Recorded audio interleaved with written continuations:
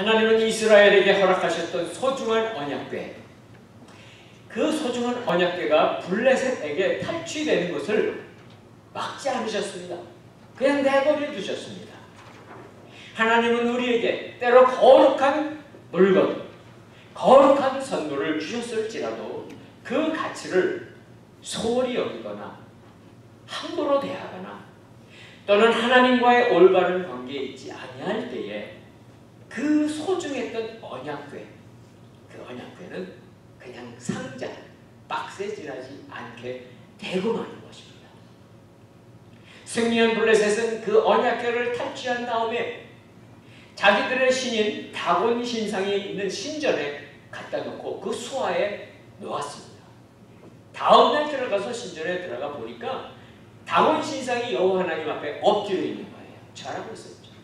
그래서 제자리에 다시 세웠습니다. 괜찮겠지. 그런데요, 그 다음날 또 가봤더니 이번에는 엎드려져 있을 뿐만 아니라 머리도 잘려져 있고 두 손도 두 발도 다 잘려져 있는 거예요.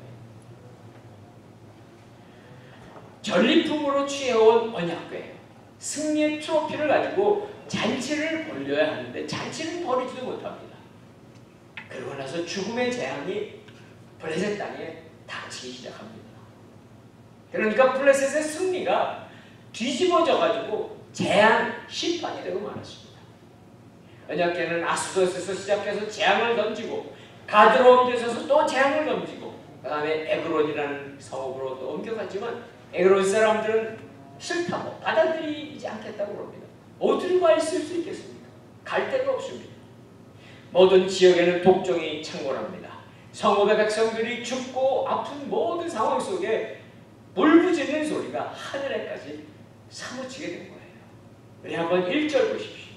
1절, 2절 말씀 우리 한번 같이 읽습니다. 1절과 2절 시작. 여호와의 궤가 블레셋 땅에 있은 지 7개월이 지났을 때 블레셋 사람들이 제사장들과 점쟁이들을 불러서 말했습니다. 우리가 여호와의 궤를 어떻게 하는 것이 좋겠습니까? 우리가 그것을 어떤 식으로 제자리로 돌려보내야 할지 알려주십시오. 블레셋 땅에 언약궤가 와 있는지 오랜 시간이 지납니다. 7개월 지나고 있습니다. 세 군데 성읍을 거치며 모든 재앙이 모든 사람들에게 번지고 있을 때에 아무도 아무 성읍도 받지 않으려고 하니까 빈들로 그냥 보내진 거예요. 블레셋 사람들은 할 수만 있다면 언약궤를 계속 붙잡아 두고 싶었습니다. 왜냐하면 그 당시 강대국이었던 이집트, 굉장히 벌써 몇백 년 전이지만 그 강대국인 이집트의 바로를 굴복시켰던 이스라엘의 신 여호와, 언약궤는 그 신을 상징하는 물건이었던 거예요. 그리고 그렇게 이스라엘 백성을 해방시켰던 그 여호와, 그 신을 자기들이 붙잡아 둘 수만 있다면 블레셋 민족이 여호와 신보다 더 강한 신 다곤 신을 가지고 있다는 것을 온 세상에 보여줄 수 있었거든요. 그런데 문제는 뭘까요? 계속 재앙이 일어나니까 더 이상 간직할 수가 없었어요. 많은 사람들이 이유를 알 수 없는 독종에 걸려서 죽어가고 있어요. 해결 방법이 없습니다. 그래서 할 수 없이 오늘 2절에 있는 것처럼 제사장을 부릅니다. 점쟁이를 부릅니다. 블레셋의 제사장이라는 말입니다. 물어보죠. 우리가 여호와의 궤를 어떻게 하는 게 좋겠습니까? 우리가 그것을 어떤 식으로 돌려보내야 하겠습니까? 그들은요, 이스라엘의 신, 여호와라고 하는 이스라엘 신에게 노여움을 샀다고 생각하고 있는 거예요. 여기서 우리가 생각해야 될 것이 있습니다. 이 본문 가운데 우리가 생각해야 될 것은 무엇인가 하면 바로 죄라고 하는 것이 무엇인가 하는 겁니다. 우리도 죄를 설명하자면, 누가 물어보면 답변하기 가장 힘든 것 중에 하나가 죄 문제입니다. 그런데요, 저는 오늘 이 죄 문제를 아주 간단하게 여러분에게 정의하고 또 진행할 수 있으면 좋겠어요. 우리는 피조물이죠. 우리는 스스로 존재하는 자들이 아닙니다. 우리의 능력이 대단할지라도 우리는 이 세상 모든 것처럼 피조물입니다. 그리고 우리를 지으신 창조주 하나님이 계십니다. 우리가 피조물인 것을 잊어버리고 하나님을 인정하지 않고 사는 것, 그것이 바로 죄의 시작입니다. 복잡하지 않잖아요. 하나님을 인정하지 않고 내 마음대로 사는 것이 그것이 죄의 시작이에요. 바꿔서 말씀드리자면 하나님 안 계신 것처럼 내가 하나님이 되는 그런 교만한 마음을 먹는 것이 죄고요. 나머지 죄들은 다 거기서부터 시작되는 거예요. 이 세상에 있는 모든 죄악들은 바로 하나님이 계신다는 것을 잊어버리고 내 마음대로 사는 것이 시작이라는 말씀입니다. 우리는 이 시대에 에이즈라고 하는 이런 바이러스에 대해서 잘 압니다. 에이즈 자체는 사람을 죽게 하지 않습니다. 에이즈 바이러스 자체가 무서운 게 아니고요. 에이즈가 걸린 다음에 여러 가지 병들이 들어왔을 때에 그 병에 감염이 돼서 결국은 죽게 되는 것이죠. 우리가 감염이 되어서 면역이 없으니까 합병증 때문에 결국은 죽게 되고 마는 것이다. 하나님을 두려워하지 않는 것이 아무것도 아닌 것 같죠. 그렇지만 거기에서 여러 가지 죄악이 나오는 것이라는 거예요. 그리고 그 끝은 무엇일까요? 심판이에요. 재앙입니다. 사망입니다. 오늘 이 블레셋 사람들에게 재앙이 닥쳤죠. 독종이 퍼지기 시작했습니다. 많은 사람들이 약도 없어요. 치료 방법도 없습니다. 다 이렇게 죽어가고 있는 이 상황 속에 그들은 방법을 찾지 못해서 언약궤를 돌려보내야 되겠다. 어떻게 돌려보내는가를 묻고 있는 것입니다. 블레셋의 제사장들과 점쟁이들이 그들은 이스라엘 백성도 아니고 이스라엘의 하나님을 어떻게 섬기는지 알고 있는 사람들 전혀 아닙니다. 그런데 그들이 지혜를 냈는데 그럴듯해요. 언약궤를 돌려보자는 거죠. 그냥 돌려보내지 말고 속건 제물을 함께 돌려보내자는 거예요. 이스라엘의 하나님을 상징하는 언약궤가 탈취된 것에 대해서 여호와 신이 진노하고 있을 것이라는 것을 알고 있어요. 그렇기 때문에 이렇게 하자는 거예요. 우리는 성경에 보면 구약의 레위기라든지 성경에 보면 속건제에 대해서 나옵니다. 물론 우리가 이스라엘 백성, 육신적 이스라엘 백성은 아니기 때문에 제사를 우리가 지키는 건 아닙니다. 5가지 종류의 제사가 있는 걸 다 자세히 알 필요도 사실은 없습니다. 그런데 오늘 왜 속건제를 얘기하는가? 의미는 있어요. 속건제는 언제 드리는가 하면 하나님 성전에 있는 물건, 바로 성물들을 훼손했거나 훔쳤거나 할 때 배상하는 제사입니다. 또는 다른 사람에게 해를 끼쳤을 때 배상해주는 그러한 제사이기 때문에 그래요. 블레셋 사람들이 이스라엘 신이 여호와께 돌려보내드리고 성물을 돌려보내드려야 되는데 돌려보내드리면서 배상하는 예물도 드리자는 거예요. 바로 이것이 속건제의 의미거든요. 4절 보십시오. 4절. 우리 4절 같이 읽습니다. 시작. 블레셋 사람들이 물었습니다. 어떤 속건제물을 그 신에게 바쳐야 합니까? 그들이 대답했습니다. 블레셋 지도자들의 수에 따라 금으로 만든 5개의 종기와 5마리의 금쥐를 바쳐야 합니다. 같은 수의 재앙이 여러분과 여러분의 지도자들에게 내렸기 때문입니다. 블레셋이라고 하는 나라, 지금도 팔레스타인 가면 이 가자 지구, 사실 가장 금싸라기 같은 땅이에요. 이 팔레스타인 땅 끝에 남쪽 지중해 해안가에 있는 땅입니다. 지금도 이스라엘하고 계속 요즘은 용계도 조용하지만 끝없이 로켓포 쏘고 또 미사일 쏘고 그랬던 바로 그 땅. 블레셋이 살고 있는 그 땅 크진 않지만 5개의 도시, 5개 성읍들이 모인 이렇게 마지막 미국은 50개 주가 미국이라고 하는 나라를 이루는 거는 마찬가지로 작지만 5개의 도시가 한 나라를 이루고 있는 것이죠. 그래서 그곳에 있는 5개의 도시의 숫자, 성읍의 숫자를 생각하면서 성물을 배상하는 물건을 만드는데 금으로 만듭니다. 금으로 종기 모양으로 5개, 쥐 모양으로 5개를 만들어서 보내잖아요. 그러니까 쥐 모양을 만든 걸 보면 여기 4절 또 그다음 5절이나 이렇게 보면은요 그 당시에 이렇게 종기, 이 병균을 퍼뜨리고 했던 것이 쥐가 아니었을까 이렇게 짐작이 납니다. 그렇지 않으면 쥐 모양을 만들겠어요. 그런데 하필이면 가장 좋은 보물인 금으로 왜 만들려고 그랬을까요? 물론 제일 보물인 금으로 만들어야 예물의 성격을 볼 수 있겠죠. 그런데 잘 생각해 보세요. 아무리 금으로 만들었다고 하지만 이 금으로 만든 형상의 모양이 뭡니까? 사람들을 죽이던 종기예요, 종기. 누가 좋아하겠습니까? 또 쥐예요, 쥐 모양.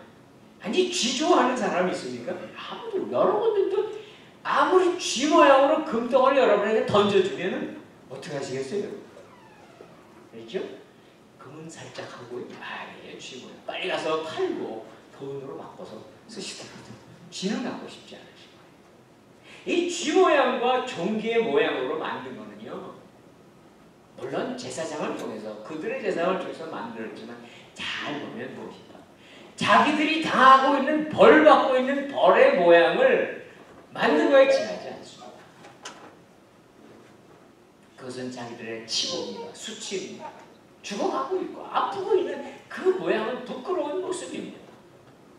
그런데 이와 비슷한 모양이 이스라엘 백성에게도 있었습니다.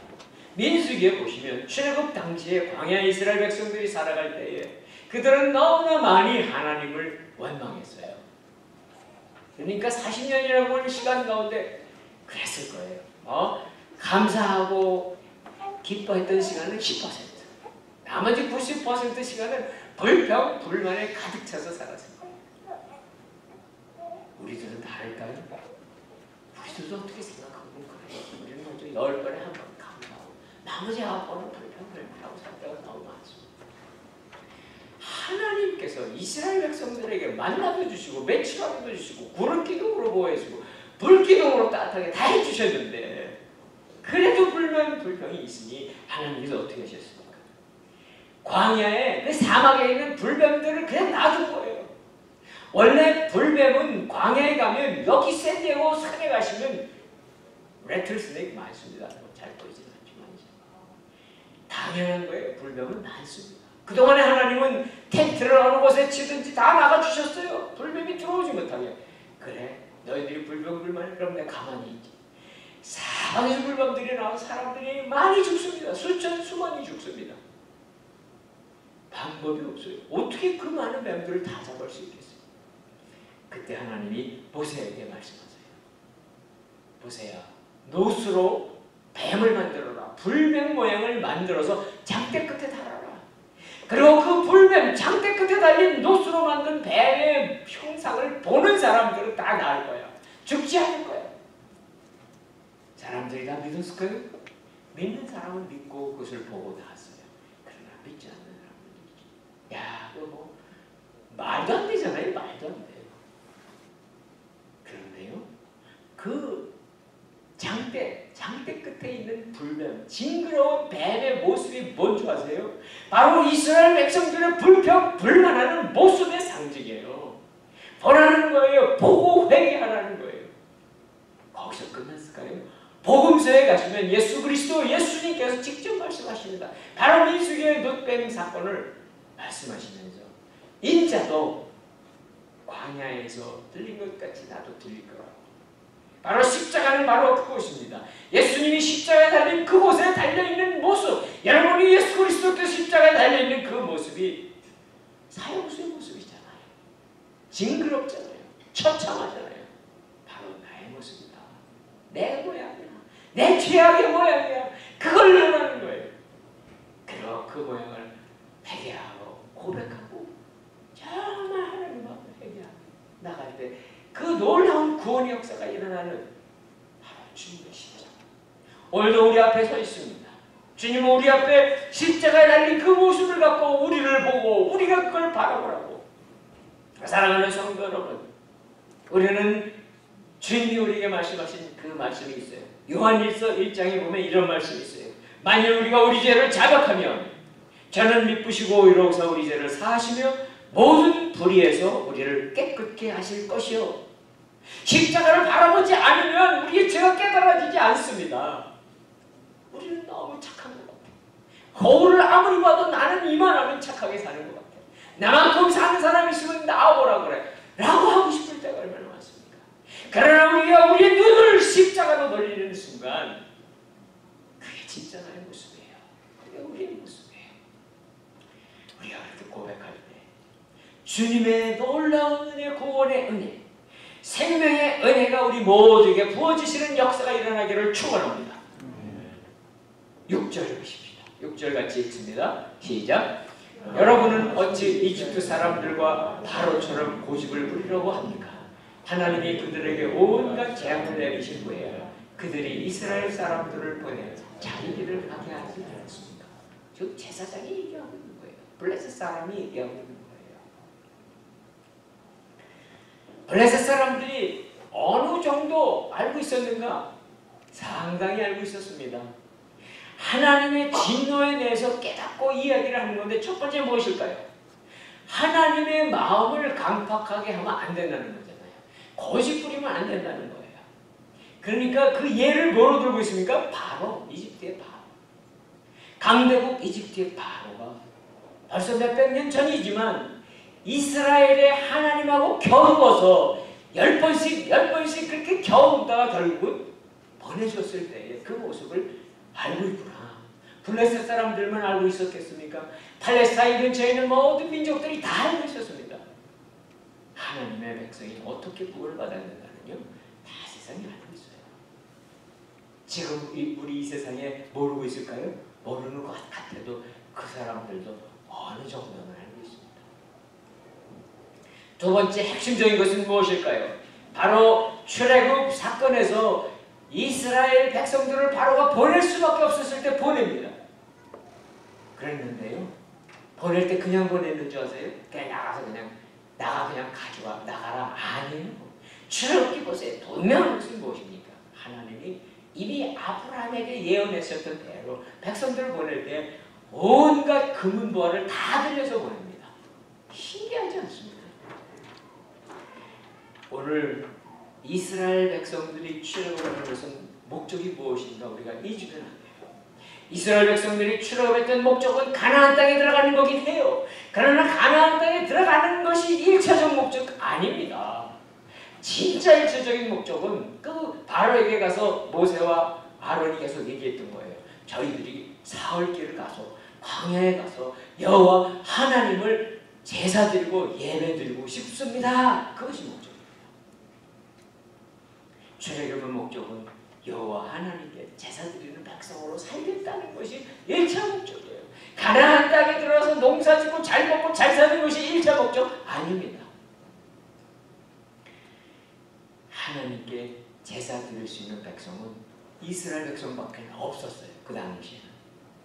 블레셋 사람 제사 드릴 수 없습니다. 그들의 신에게 제사 드릴지는 몰라도. 그래서요. 자기들은 여호와 신에게 제사 드릴 수 없기 때문에 이스라엘 백성들이 제사를 자기들을 위해 드려주기를 기대하면서 지금 이 이야기를 하고 있는 거예요. 사랑하는 성도 여러분, 우리들은 영적 이스라엘입니다. 하나님의 백성입니다. 우리들이요, 하나님의 백성이 우리들이 예배를 드리고 기도를 해 드려야 죄의 문제가 해결되는 거예요. 하나님의 진노를 풀 수 있는 건요, 종기 모양이든 쥐 모양이든 금덩어리, 비싼 금덩어리를 했기 때문에 하나님이 용서해 주시지 않습니다. 아무 상관없습니다. 오직 한 가지입니다. 죄를 용서할 수 있는 방법은 한 가지밖에 없습니다. 십자가에 달려서 우리의 피 흘려주신 그 보혈의 공로밖에 없는 거예요. 오직 예수 그리스도밖에는 해결할 수 없는 죄 문제. 우리가 할 수밖에 없어요.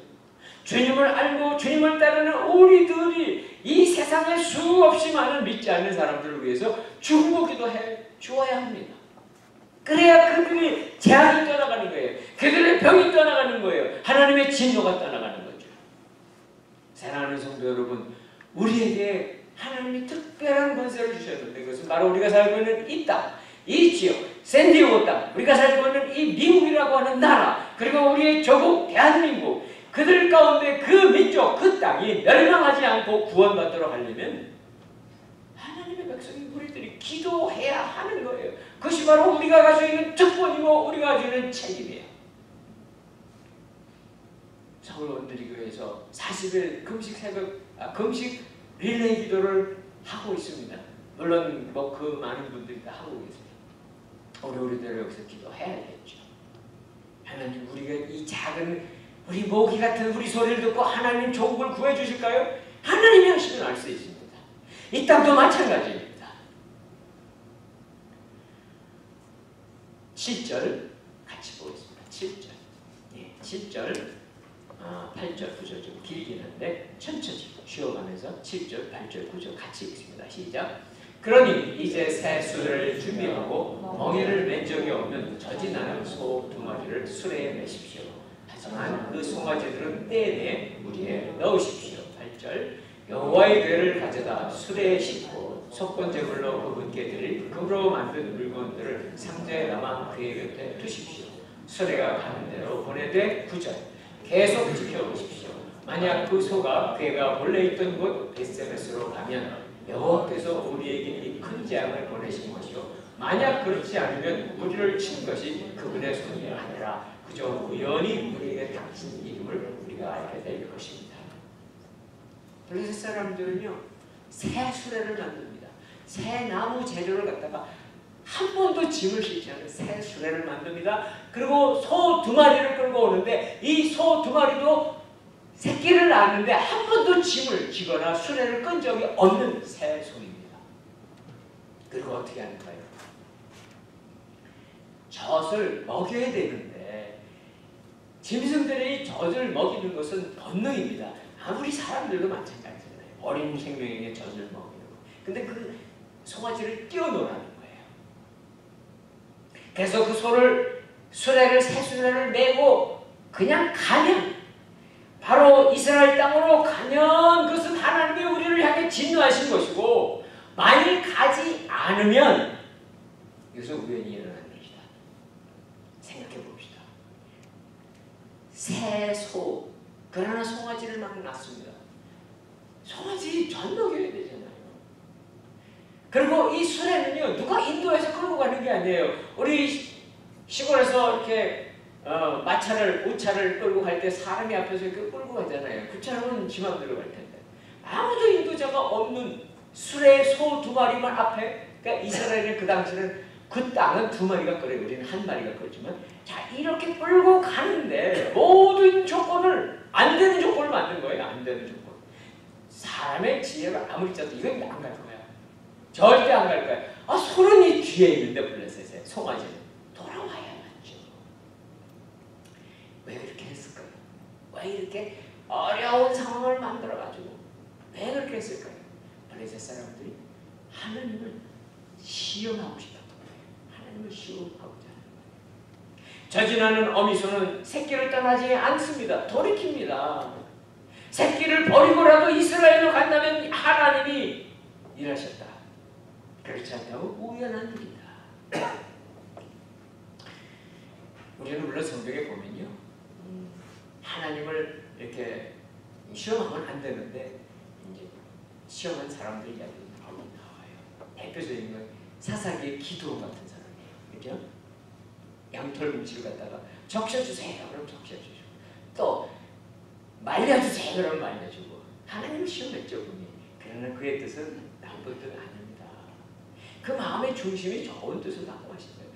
나 같은 사람이 무슨 미디안 그 대적, 우리를 몇 년 동안 정복했던 그 대적을 향해 나가 싸우라고 말도 안 되는 일을 맡긴 하나님 앞에 진단할 수 있으고자 하시는 거예요. 그렇다면 나 좀 확신을 주세요. 그 좋은 뜻이에요. 그러나 블레셋 사람들이 가지고 있는 뜻은 뭐예요? 이거 우연히 일어나는 일이야. 이거 뭐 하나님을 한번 진짜 하나님이 하셨냐 아니면 테스트해보지 않은 그런 마음을 갖고 있는 게 다르죠. 여러분들도 뭐 가끔 그런 기도 하실 때 있지만 굉장히 신중하게 하시. 자, 어떤 일이 벌어졌습니까? 12절 보십시오. 12절 같이 읽습니다. 시작. 그러자 소들이 베세메스 쪽을 향해 곧바로 올라갔습니다. 소들은 울면서 큰 길에서 오른쪽이나 왼쪽으로 치우치지 않고 곧장 났습니다. 블레셋 지도자들은 소들을 따라가 베세메스 경계까지 이르렀습니다.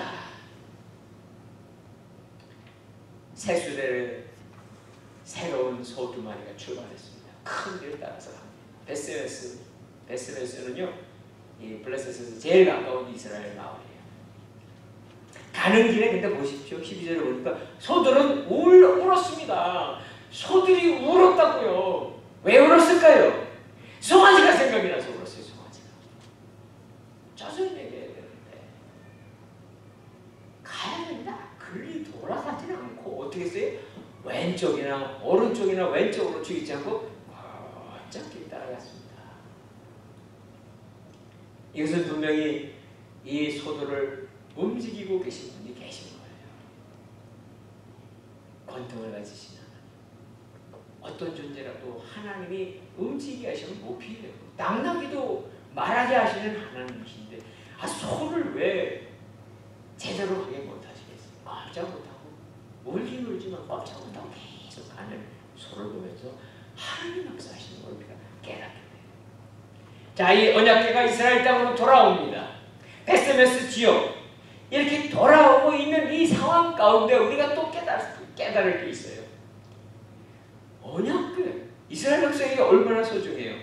뭐 그러면 몇 사람이라도 무리 지어서 우리가 한번 특공대를 만들어 가지고 저 다곤 신상에 있었고 지금은 어디 있대는데 그 언약궤를 탈취해서 오자. 뭐 그런 일이 일어났습니까?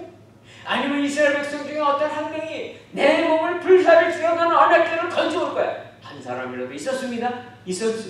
아무도 없었어요. 한 사람 그런 사람이 없었어요. 누구도 감히 언약궤를 가져올 생각도 안 했고 노력도 안 했고 아무것도 안 했어요. 아니 그럼 어떻게 언약궤가 돌아와요?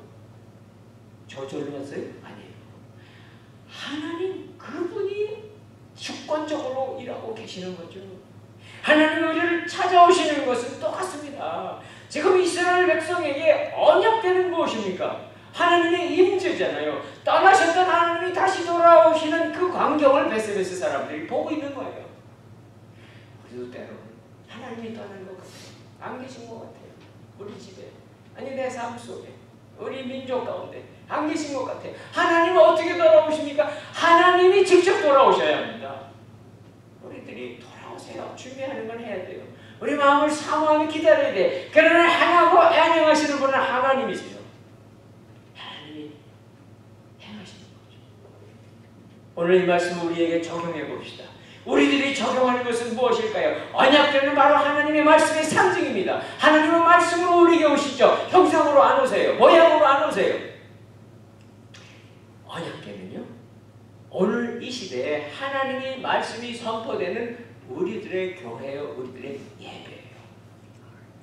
그래서요, 우리들 예배 가운데 하나님의 말씀이 바로 선포되지 아니하면 더 이상 교회는 이 세상을 축복할 수 없습니다.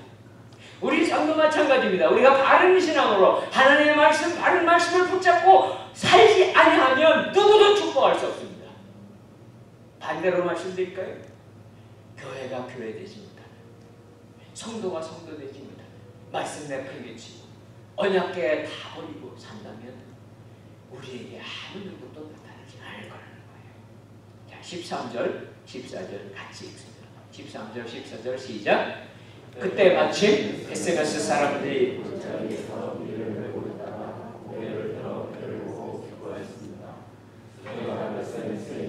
여호와의 밭에 이르자 큰 바위 곁에 멈춰섰습니다. 사람들은 수레 나무를 쪼개어 장작을 만들고 소들을 잡아 여호와를 위한 번제물을 드렸습니다. 베스메스에 있던 사람들이 궤가 돌아오고 있는 것을 보았습니다. 수레에 실려있는 궤를 어떻게 알아봤을까요? 이스라엘 사람들은 압니다. 들어서 알죠. 본 적은 없어요. 왜냐하면 이 상자, 나무로 만든 상자에 물론 위에 이렇게 천사의 모양을 한 두 천사가 있지만 그 전체가 뭘로 쌓이는가 하면 황금, 금으로 이렇게 다 씌운 거예요. 얇게 금을 해서 덮었겠죠. 어느 곳에서 보면 번쩍번쩍하는 게 실려오는 거 알고 형상도 있는 걸 볼 수 있습니다. 기뻤습니다. 자기들이 지금 밀추수를 하고 있던 것을 다 이를 내려놓고 그 궤를 다시 영접하는 거예요. 기쁨으로 환영하는 거예요. 왜냐하면요, 떠나셨던 하나님이 다시 돌아오고 있기 때문에 너무 기뻤던 거예요. 그래서요, 블레셋 사람이 준비했던 수레, 깨끗한 새 수레, 새 송아지를 낳은 소, 그걸 다 제물로 보내준 거예요. 이 번제할 수 있는 땔감으로 보내준 거예요. 벳세베 사람들이 다 알아듣고 알아차리고 그 소를 잡고 그 수레를 장작 삼아서 번제를 드리기 시작합니다. 제사를 드릴 때에 블레셋 사람들은 이렇게 보냈지만 이걸 이스라엘 사람들이 제사 드렸으면 좋겠다 기대하고 했던 대로 제사로 드려주고 있는 거예요. 블레셋 사람들도 죄인이죠. 이스라엘 백성들도 하나님 앞에 똑같은 죄인입니다. 그런데 블레셋 사람이 할 수 없는 일이 이스라엘 백성들은 할 수 있어요. 바로 하나님 앞에서 죄를 자백하고 제사를 드릴 수 있는 것은 이스라엘 백성밖에 없어요. 이것이 바로 그리스도인과 세상 사람들 사이의 차이점이에요. 세상 사람들과 예수 믿는 우리들과의 차이점은 무엇입니까? 우리들은 하나님 앞에 제사 드리고 하나님 앞에 예배 드리면서 세상 사람들이 할 수 없는 자기 죄 문제를 해결할 수 있는 거예요. 우리들은 얼마든지 하나님 앞에 나와서 우리 죄를 회개할 수 있습니다. 죄 씻음 받을 수 있습니다. 우리 죄뿐만 아니라 세상 사람들의 죄도 그래요. 사랑하는 성도 여러분, 우리 죄만 가지고 기도하는 게 아니거든요. 우리 죄도 기도하지만 이 세상에 많은 죄를 가지고 열심히 기도해야 돌아올 거예요. 돌아올 사람은 돌아올 거예요. 물론 우리가 기도한다고 해서 이 세상이 다 구원받지는 않아도 돼요. 그럴 거예요. 그러나 하나님의 택한 백성은 돌아와야 돼요. 하나님의 교회, 오늘날도 그렇습니다. 하나님의 교회는 실패할 때 있어요. 교회가 잘못할 수 있어요. 하나님의 사람의 우리들도 실패할 때 있어요. 이스라엘 백성들도 그랬잖아요. 이스라엘 백성들 실패했어요. 그래서 언약궤 뺏겼어요. 탈취당했어요. 그래서 블레셋 땅에 하나님의 언약궤가 끌려가 있었죠. 그렇다 할지라도 하나님의 권위는 하나도 약해지지 않았던 거예요. 조금도 쇠하지 않았습니다. 오늘도 마찬가지입니다. 하나님의 백성이나 하나님의 공동체인 교회가 실패할 때 있습니다. 그러나 하나님은 절대로 실패하지 않습니다. 우리 모두가 믿는 하나님, 결코 실패하지 아니하시는 만군의 하나님 여호와를 찬양하는 우리 모두 되시기를 축원합니다. 19절을 보십시오. 19절 문제가 생겼어요. 19절 같이 읽습니다. 시작. 그런데 SMS 사람들이 여호와의 궤를 들여다보았기 때문에 여호와께서는 백성들 가운데 70명을 죽이셨습니다. 사람들은 여호와께서 백성들을 심하게 치신 일로 크게 슬퍼했습니다. 조금 전까지 하나님께 제사를 드렸습니다. 그런데 갑자기 이상한 일이 벌어지는 거예요. 하나님께 제사 드렸던 그 무리들 가운데 어떤 사람들 가운데 재앙이 닥치기 시작합니다. 이것은 바로 그들의 마음이 변한 거예요. 바꿔진 거예요. 무엇인가 하면 그들에게 호기심이 생겼어요. 제사를 다 끝내고 나서 호기심이 생겼어요. 더 가까이 들여다보고 싶은 거예요. 여호와를 들여다보는 것은 무엇입니까? 하나님의 말씀에 분명히 거룩함을 범하는 것이기 때문에 금했습니다. 물론 여호와의 법궤를 성막 안에 있었을 때에는요, 대제사장밖에 못 봐요. 1년에 한 번. 아무나 들어갈 수도 없는데 제사장이라고 다 들어갈 수 있는 것도 아니에요. 그것은 바로 하나님과 우리들이 창조주와 피조물이라는 것을 분명히 알려주실 뿐만 아니라 우리가 하나님께 드려야 될 우리의 예배의 마음, 우리의 거룩한 경배의 마음을 갖춰야 되는데 베스베스 사람들이 인간적인 호기심으로 들여다보고 어떻게 했어요? 70명이 죽었어요. 저기 보니까 과로에 5만 70명이라고 그랬는데 물론 그렇게 많이 죽어왔진 않아요. 그러니까 작지 않은 숫자인 70명이 죽었습니다. 왜 그랬을까요? 결국은 인간적인 호기심, 세상적인 호기심 때문에 하나님을 함부로 대한 거예요. 하나님의 언약궤를 경솔하게 대한 거예요. 블레셋 사람들은 하나님의 언약궤를 탈취해 간 다음에 그들이 다윗 신전에 모신 그러한 일 때문에 재앙이 닥쳐서 수많은 사람들이 죽은 것처럼 똑같이 블레셋 사람들이 아닌 이스라엘 사람들 그들도 경솔하게 호기심으로 본 나머지 많은 사람이 죽습니다. 똑같은 한번 생각해 보세요. 아니 조금 전까지 제사 드렸던 사람들 아니에요? 근데 왜 갑자기 왜 변했어요? 왜 갑자기 어떻게 보면 하나님을 함부로 대할 수밖에 없게 됐어요? 우리는 여기서 깨달을 수 있어요. 그것은 뭐냐면 우리 사람의 마음이라는 게 우리 마음이라는 것이 타락하는 것은 한순간에 일어날 수 있다는 거예요. 우리가 경건하게 예배를 드리고 돌아서서 방자한 태도를 취할 수 있구나 하는 걸 가르쳐 주시는 거죠. 우리는 예배를 드리고 나서 돌아서서 함부로 하나님을 말하거나 하나님의 일을 함부로 드러내는 그런 일을 할 수 있습니다. 오히려 우리가 해야 될 것은 무엇일까요? 예배를 드린 후에 오히려 전보다 하나님을 더 두려워하는 마음, 더 섬기는 마음, 더 존귀히 여기는 그런 마음이 우리에게 생기기를 주님의 이름으로 축원합니다. 제 말씀 마무리할게요. 20절입니다. 20절, 21절 같이 읽습니다. 시작. 베스메스 사람들은 말했습니다. 이 거룩하신 하나님의 여호와의 앞에 누가 서겠는가? 이 괴를 여기서 누구에게로 보내야 하는가? 그러고 나서 그들은 기랏 여아림 사람들에게 사람을 보내 말했습니다. 블레셋 사람들이 여호와의 괴를 돌려주었으니 내려와서 그것을 가져가시오. 두려움에 쌓여있는 베스메스 사람은요, 제사를 드리고 나자마자 그 일이 벌어지니까 하루도 간직할 수가 없는 거예요. 야, 안 되겠구나. 이 거룩하신 하나님 여호와 앞에 누가 서겠는가? 자신이 없습니다. 우리도 마찬가지예요. 사실 여호와 하나님 앞에 우리는 나갈 수 없는 존재인데 바로 십자가에서 우리의 죄를 대신해 주신 예수 그리스도의 보혈의 공로로 인해 우리는 담대하게 하나님의 보좌에 나갈 수 있는 그런 특별한 은혜를 입은 사람들이에요. 그래서 때는 우리가 하나님과 따지고 하나님과 논쟁을 하지만 굉장히 조심해야 돼요. 가당치 않는 일을 우리가 하려고 할 때가 있습니다. 베스메스 사람들은 더 이상 언약을 감당할 수 없어요. 자기들의 실력도 아무것도 없어요. 그래서 기럇 여아림이라고 하는 마을로 보내려고 합니다. 그런데 특이한 일이 생깁니다. 이 언약궤가 기럇 여아림에 가서는요 20년이라고 하는 기간 동안 아무 일도 안 생겨요. 아무 일. 기럇 여아림 사람들은 뭐예요? 언약궤를 모시고 잘 삽니다. 잘 지냈습니다. 축복을 누립니다. 놀라운 일 아니에요? 우리가 무엇 때문에 이런 차이가 생겼습니까? 먼저 찾아오신 것은 베스메스입니다.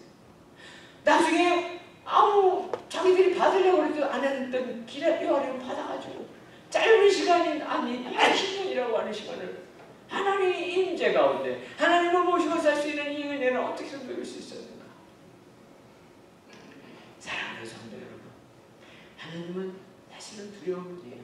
우리 신약 시대 우리들은요 정말 이 구약 시대처럼 일어났다면 우리 살 수 없을지 몰라요. 물론 지금 우리 언약궤도 없잖아요. 사라졌죠. 뭐 자꾸 이러는 이야기가 나오지만 없어졌어요. 하나님 없애버리셨다. 그러나 우리에게는 언약궤가 같은 하나님의 말씀, 성경 말씀이 있죠. 그러나 보다 더 중요한 것이 있어요. 살아계신 하나님의 이 말씀이 나에게 와서 내 마음에 새겨지는 거예요. 너무나 귀하고 너무나 두려울 수밖에 없는 하나님의 말씀이 우리에게 있으면요 우리가 그 마음을 정말 받아들이는 기럇 여아림 사람처럼 여러분 생애를 통해서 하나님 여러분에게 조금 더 재앙이나 진노하심 없이 여러분에게 한없는 평강으로 한없는 축복으로 주시는 그 하나님을 경험하시는 우리 모두 되시기를 주님의 이름으로 축원합니다. 하나님 두려워해야 됩니다. 하나님은 우리가 경외해야 합니다. 그러면서 하나님을 함부로 호기심의 대상으로 여기고 함부로 부르는 이름이 되지 않아야 합니다. 우리는 오늘 이 말씀을 마무리하면서 우리를 찾아오신 하나님이신 예수 그리스도 그분 우리에게 주신 그 말씀을 다시 한번 기억합니다. 우리의 죄를 우리가 오늘 고백하는 자마다 그 예수님의 보혈의 공로로 구해 주시고 용서해 주시고 우리에게 한량없는 은혜를 베푸시는 그 주님이 우리 앞에 우리의 인생 가운데 우리 가정 가운데 항상 함께 계시는 축복을 누리시기를 다시 한번 주님의 이름으로 축원합니다. 기도하겠습니다.